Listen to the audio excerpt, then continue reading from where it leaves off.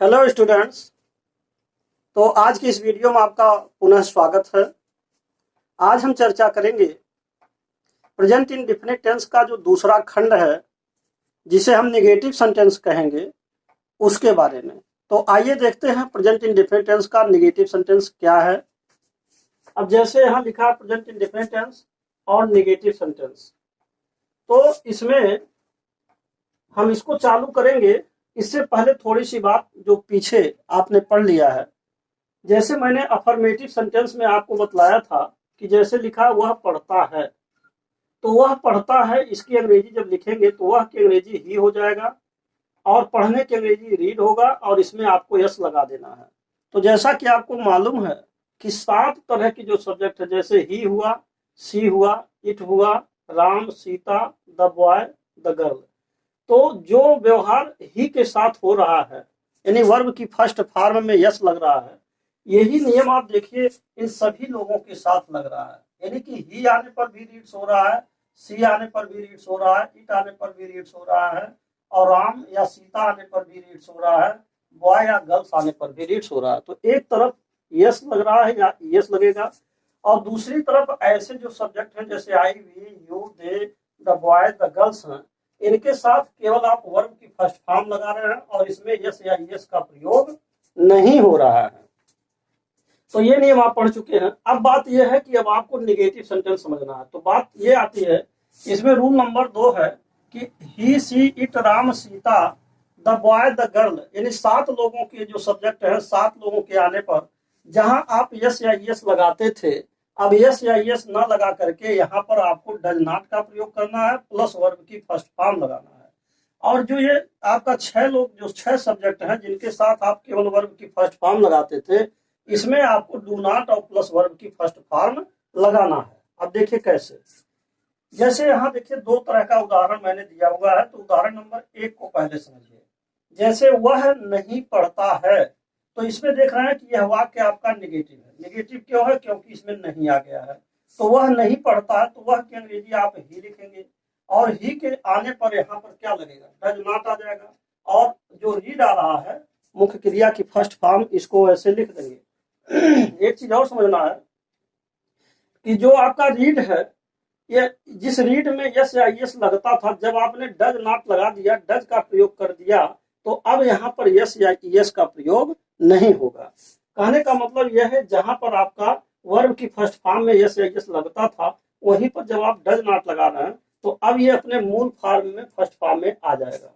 तो यहाँ देखिए ही के साथ डज नॉट लगा। इसी प्रकार वह नहीं खेलती है, तो सी के साथ भी डज नॉट आ जाएगा।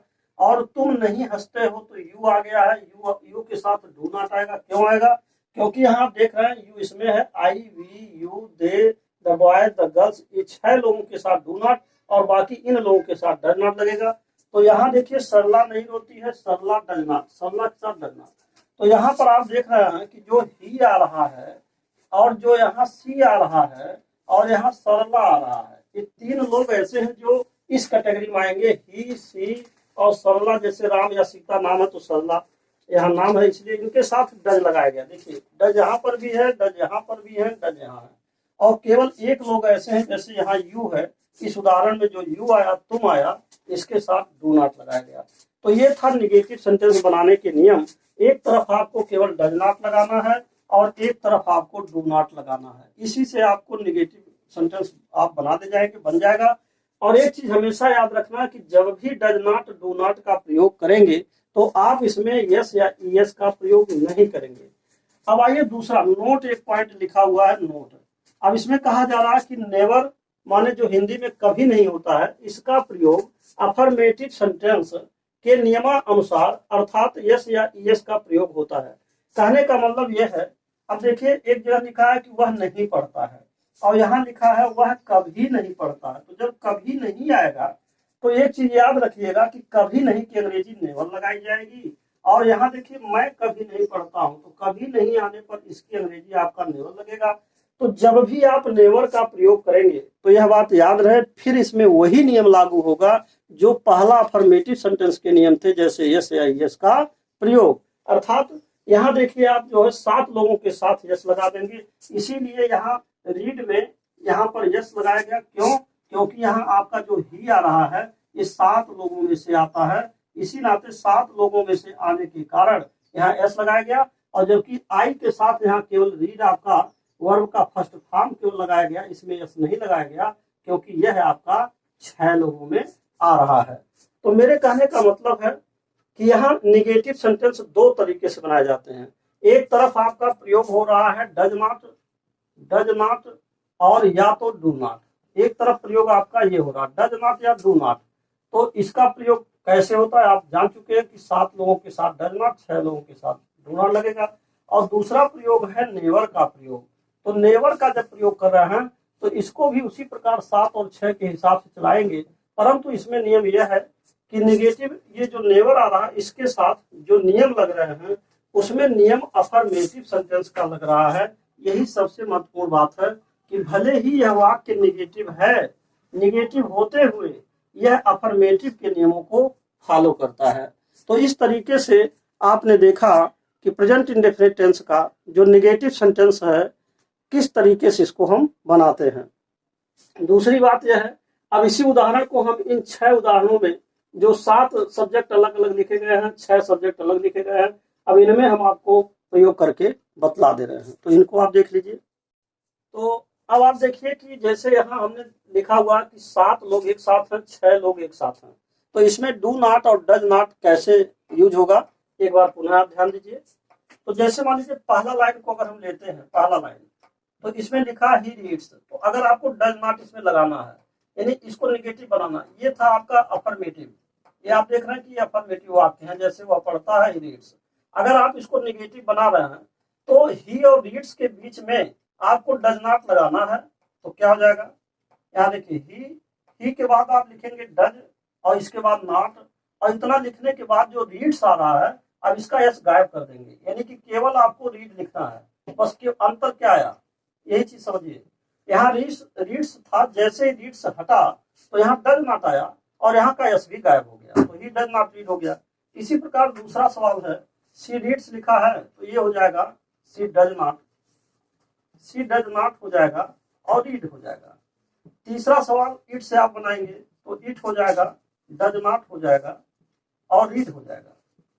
और इसी प्रकार चौथा सवाल है जिसमें राम आ रहा है, और इसके बाद फिर 5वां सवाल है जिसमें सीता आ रहा है। इन लोगों के साथ भी वही हाल होगा, डज नॉट हो जाएगा और रीड हो जाएगा, और यहाँ पर भी डज नॉट हो जाएगा और रीड हो जाएगा, डज नॉट रीड। और 6वां सवाल आपका है जैसे द बॉय द गर्ल लिखा है, द बॉय हो जाएगा और द गर्ल 7वां है, द गर्ल हो जाएगा।